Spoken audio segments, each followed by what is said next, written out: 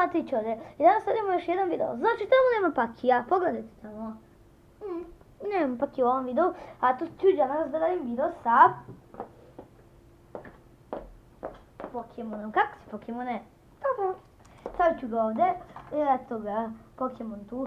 I da ljudi, danas radim opet ovaj video, znači danas radim opet tu rundu. Ovo je bilo mnogo teško.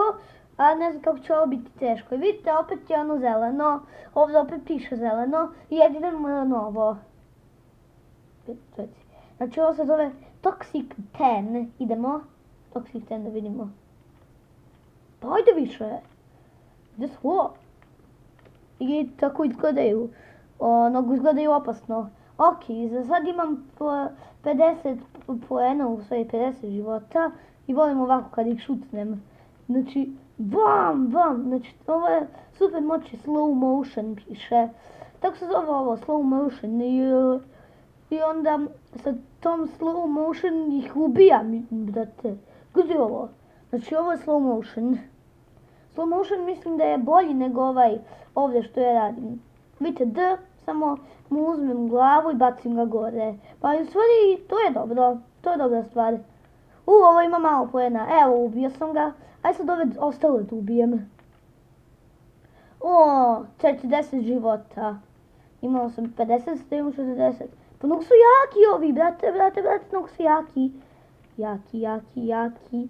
Jaki kao vo. Ajde. Ne. Ok.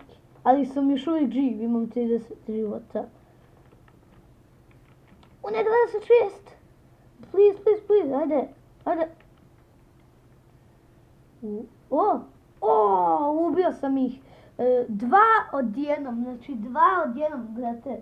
Evo, vidi to.